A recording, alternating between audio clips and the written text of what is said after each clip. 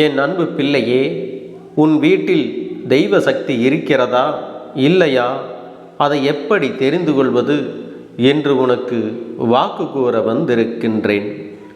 என் பிள்ளையே, உன்னுடைய இல்லத்திற்குள் இந்த அறிகுறிகள் எல்லாம் தென்பட்டது என்றால் உன் இல்லத்தில் தெய்வ சக்தி நடமாடிக் கொண்டிருக்கின்றது என்று அர்த்தம். அதிலும் குறிப்பாக இந்த கருப்பன் உன் இல்லத்திற்குள் வந்து விட்டதாகத்தான் அர்த்தம். என் தங்கமே, உன் இல்லத்திற்குள் நடமாடிக் கொண்டிருப்பது தெய்வ சக்தி என்று தெரியாமல் நீ என்னை அலட்சியம் செய்துவிடக்கூடாது. எதற்காக அலட்சியம் செய்துவிடக்கூடாது என்று சொல்கிறேன் என்று யோசிக்கின்றாய் அல்லவா?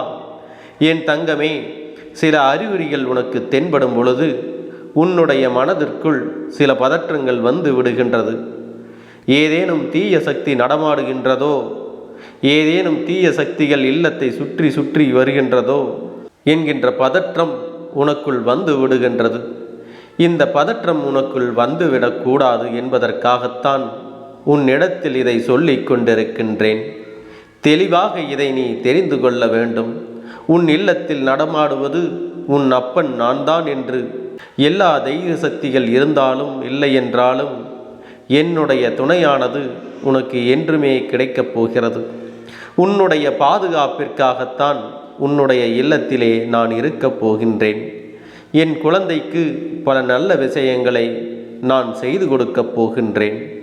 என் குழந்தையே, இத்தனை காலமும் என்னிடத்தில் வேண்டி நின்ற விஷயங்களுக்கெல்லாம் இன்று இந்த அப்பனிடமிருந்து உனக்கான நல்ல பதில் கிடைத்தே தீரும். எத்தனை நாள்தான் என் பிள்ளையும் இப்படியே வாழ்க்கையில் தான் நினைத்தது எல்லாம் நிறைவேறாமல் மனதிற்குள் வேதனையை மட்டுமே சுமந்து கொண்டிருப்பாய்? என்றாவது ஒரு நாள் அதற்கெல்லாம் முடிவு கிடைக்க வேண்டுமல்லவா? அது இப்பொழுது உன் வாழ்க்கையில் நடக்க காத்து கொண்டிருக்கின்றது. என் குழந்தையே, இதை உன் வாழ்க்கையில் நீ கனவிலும் கூட நினைத்திருக்க மாட்டாய். இதுபோல பல விஷயங்கள் உன்னை சுற்றி சுற்றி நடந்தேறி இருக்கின்றது. உனக்கு வந்த சூழ்நிலை காரணமாக ஏற்றுக்கொள்ளவும் முடியாமல், விட்டு விலகவும் முடியாமல், எதை எப்படியாவது சமாளித்து செல்ல வேண்டும் என்கிற எண்ணம்தான் உனக்குள் உருவாகி இருந்தது. அதனால் என் பிள்ளையின் வாழ்க்கையில் என்ன நடந்தாலும் பார்த்து கொள்ளலாம் என்று உன் இல்லத்திலும் இந்த கருப்பன் வந்து அமர்ந்திருக்கின்றேன். என் பிள்ளைக்கான வெற்றி வரத்தினை அருளப் போகின்றேன். என் தங்க பிள்ளையே, உன் மனதில் இருக்கின்ற எத்தனையோ துன்பங்களை நான் போக்கித் தரப்போகின்றேன். அப்பனின் நடமாட்டம் இருக்கின்ற இல்லத்தில் எந்த குழப்பங்களும் இருக்க முடியாது. எந்த தேவையற்ற பிரச்சனைகளும் புதிதாக உருவாக முடியாது என்பதில் நீ தெளிவாக இருக்க வேண்டும். எல்லா நேரத்திலும் நீ ஆசைப்பட்டது எல்லாமே உனக்கு கிடைத்துவிடவில்லை என்றாலும் சில நேரங்களில் நீ ஆசைப்பட்டதை விட உனக்கு அதிகமான விஷயங்கள் கிடைத்தது. சில நேரம் எப்பொழுதும் கஷ்டங்களும் கவலைகளும் தான் இருக்கிறது என்று எண்ணி வேதனைப்படாமல் உனக்கும் சந்தோஷமான சில விஷயங்கள் கொடுத்து கொண்டுதான் இருந்தேன் என்பதனை நீ தெளிவாக புரிந்து கொள்ள வேண்டும். என் பிள்ளையே, கஷ்டத்தை மட்டுமே தூக்கி சுமப்பதாக நினைப்பதனால்தான் இத்தனை வேதனைகளும் அடைகின்றாய். நல்லவர்களுக்குத்தான் கஷ்டம் வரும் என்பதை முதலில் நீ புரிந்து கொள். அந்த வகையில் நீ அத்தனை நல்ல குழந்தை என்பதனையும் புரிந்து கொள்ள வேண்டும். இந்த சோதனைகள் எல்லாம் வாழ்க்கையில் வருவதனால் வாழ்க்கையை விட்டு விலக நினைக்காமல் நம்முடைய நல்ல குணத்திற்காகத்தான் இத்தனை பிரச்சனைகள் வருகிறது. அதனால் நாம் இந்த வாழ்க்கையில் இன்னும் பல நல்ல விஷயங்களை செய்ய வேண்டும் என்றுதான் நீ சிந்திக்க வேண்டும். சுற்றி இருப்பவர்கள் கொடுக்கின்ற பிரச்சனைகள் எல்லாம் ஒரு நாள் முடிவுக்கு வரும். என் பிள்ளையே, நீ எதிர்பாராத வெற்றியையும் சேர்த்து பெறக்கூடிய ஒரு நாளாக மட்டுமே இருக்கும் என்பதை நீ மறந்து விடாதே. இந்த அப்பன் உன் இல்லத்தில் இருப்பதற்கும் சில தகுதிகள் உனக்கு இருக்க வேண்டும் அல்லவா? அதைத்தான் உன் அப்பன் கருப்பண்ணசாமி சொல்கின்றேன். எல்லா தகுதிகளும் உனக்கு இருக்கின்றது. என் குழந்தையே, நீ செய்கின்ற ஒவ்வொரு செயல்களும் இந்த கருப்பனுடைய மனதை மிகுந்த அளவிற்கு சந்தோஷப்படுத்துகின்றது. நீ நல்லதை மட்டுமே எல்லோருக்கும் செய்ய வேண்டும் என்று யோசிக்கின்றாய். உனக்கு கெடுதலை யார் நினைத்தாலும் மற்றவர்கள் நன்றாக இருக்க வேண்டும் என்றுதான் எண்ணுகின்றாய். உன்னுடைய எண்ணத்தினால்தான் ஏதாவது ஒரு வகையில் உனக்கு தெய்வங்களிடமிருந்து உதவிகள் கிடைத்து கொண்டிருக்கின்றது என்பதனை நீ மறந்து விடாதே. என் பிள்ளையே, பல நாட்களாக நீ இந்த வாழ்க்கையை வெறுக்கும் பொழுதெல்லாம் உனக்கு நம்பிக்கை கொடுப்பது தெய்வம் ஒன்றுதான். அந்த தெய்வத்தையே கதி என்று என் பிள்ளை நீ சரணடைவதனால்தான் அந்த நேரத்தில் உன்னுடைய மனதிற்கான ஆறுதல் உனக்கு கிடைக்கின்றது. இவையெல்லாம் உன் வாழ்க்கையில் உனக்கு நிரந்தரம் என்று யோசிக்காமல் எல்லாமே நமக்கு தற்காலிகமானதுதான் என்று நீ யோசிக்க தொடங்கிவிட்டாய். நடக்கின்ற பிரச்சனைகள் சூழ்ச்சிகளால் தான் என்று எல்லாவற்றையும் எதிர்கொண்டு வாழ்க்கையில் பல கஷ்டங்களை பார்த்து விட்டாய். இதற்கு மேல் எதுவும் இல்லை என்கின்ற ஒரு மனநிலைக்கும் நீ வந்து விட்டாய். இனி எல்லாவற்றையும் சமாளித்து விடலாம், அப்படியானால் இந்த வாழ்க்கையை நீ ஜெயிக்கப் போகிறாய் என்றுதான் அர்த்தம். இதற்கு மேல் பெரிதாக வேறொன்றும் இல்லை.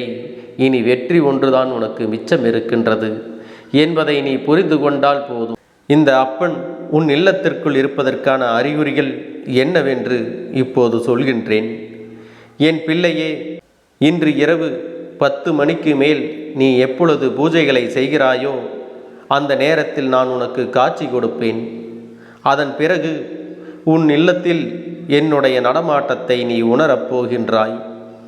என் பிள்ளையே, இன்று உன் இல்லத்தில் வீசுகின்ற ஒரு வாசனையை வைத்து என்னை கண்டுபிடிக்கப் போகின்றாய். அது என்ன வாசனை என்று உன் அப்பன் கருப்பண்ணசாமி சொல்கின்றேன். என் பிள்ளையே, நீ பயன்படுத்தாத ஒரு மலரினுடைய வாசம் இன்று உன் இல்லத்தில் வீசும். அதாவது நீ மல்லிகை பூவை பயன்படுத்தி இருக்கிறாய் என்றால் உனக்கு பிச்சிப்பூவின் வாசம் அடிக்கும், அல்லது சாமந்தி பூவினுடைய வாசம் அடிக்கும். எந்த மலர் உன்னிடத்தில் இல்லையோ அந்த மலரினுடைய வாசம் உன்னுடைய மூக்கை துளைக்கும். அந்த வாசனையானது உன் மனதிற்குள் ஒரு அமைதியை மட்டுமல்லாமல் மிகப்பெரிய தன்னம்பிக்கையையும் கொடுக்கும். தெய்வ சக்தி நம் இல்லத்தில் இருக்கிறது என்பதை போன்ற ஒரு உணர்வை உனக்கு அது கொடுக்கும். அது மட்டுமல்ல, நீ இன்று பூஜை அறைக்கு அருகில் செல்வதற்கு முன்பாகவே திருநீற்றின் வாசம் உனக்கு வந்து கொண்டே இருக்கும். நல்லது உன் இல்லத்தில் இருக்கிறது என்றால் மட்டும்தான் இது போன்ற வாசனைகளை எல்லாம் உன்னால் உணர முடியும். தெய்வ சக்தி எளிதில் எல்லோருக்கும் கிடைத்து விடாது. உன் இல்லத்தில் இருக்கின்ற அத்தனை பேருக்கும் இது போன்ற உணர்வுகள் ஏற்படுமா என்றால் நிச்சயமாக கிடையாது. என் பிள்ளையே, இந்த வாக்கினை கேட்டுக்கொண்டிருக்கின்ற உனக்கு மட்டும்தான் இவை தென்படும். அதையும் மீறி உன் இல்லத்தில் இருக்கின்ற மற்றவர்களுக்கு தென்படுகிறது என்றால் அவர்களும் இந்த அப்பன் என்னுடைய அன்பினை பெற்றிருக்கிறார்கள் என்றுதான் அர்த்தம். அவர்களும் என் வாக்கினை கேட்டிருக்கிறார்கள் என்று அர்த்தம். அது மட்டுமல்லாமல் என்னை பற்றியே சிந்தித்து கொண்டிருக்கின்றார்கள் என்று அர்த்தம். இதுபோன்று என்னை பற்றி நினைக்கின்றவர்களுக்கு சர்வ நிச்சயமாக இன்று இரவு உன் அப்பன் கருப்பண்ணசாமி உன் இல்லத்தில் இருப்பதற்கான அத்தனை அறிகுறிகளும் தோன்றும் என்பதனை நீ புரிந்து கொள்ள வேண்டும். என் பிள்ளையே, நல்ல நேரம் என்ற ஒன்று உன் வாழ்க்கையில் உனக்கானதாக இப்பொழுது வந்து கொண்டிருக்கின்றது. இன்று இரவு இந்த அப்பனுடைய நடமாட்டம் இருக்கும் நேரத்தில் என் பிள்ளையே, உன்னுடைய மனதிற்குள் நீ எண்ணிக்கொள்ள வேண்டிய விஷயம் என்ன தெரியுமா? அப்பா கருப்பண்ணசாமியே, நீ இருக்கின்றாய் என்ற நம்பிக்கையில்தான் நான் இருக்கின்றேன் என்று மட்டும் சொல்லிவிடு. உன் அப்பன் கருப்பண்ணசாமி உன் இல்லத்தை விட்டு வெளியே எங்கும் செல்ல மாட்டேன். எப்பொழுதும் உனக்கு காவலாக மட்டுமே உன் வாசலில் இருப்பேன். என் குழந்தையே, என் மீது எத்தனை நம்பிக்கை வைத்திருக்கும் பொழுது நான் எப்படி என் குழந்தையின் இல்லத்தை விட்டு செல்ல முடியும்? அதனால் என்னை தங்க வைக்க வேண்டியது உன்னுடைய பொறுப்பு என்பதை மறந்து விடாதே. இந்த வாய்ப்பு சுலபமாக யாருக்கும் கிடைத்து விடுவதில்லை. உனக்கு கிடைக்கின்ற நேரம் அதை சரியாக நீ பயன்படுத்தி கொள்ள வேண்டும். ஒவ்வொரு நாளும் இந்த வாழ்க்கையில் உனக்கான விடியலை வெற்றியாகவும், இரவு நேரத்தை மன மகிழ்ச்சியாகவும் நிம்மதியாகவும் முடிக்க இந்த கருப்பண்ணசாமி உனக்கு பல உதவிகளை செய்து கொண்டிருக்கின்றேன். என் தங்க பிள்ளையே, இந்த கருப்பண்ணசாமியினுடைய ஆசீர்வாதங்களும் அன்பும் துணையும் என்றும் உனக்கு முழுமையாக கிடைத்து கொண்டே இருக்கும்.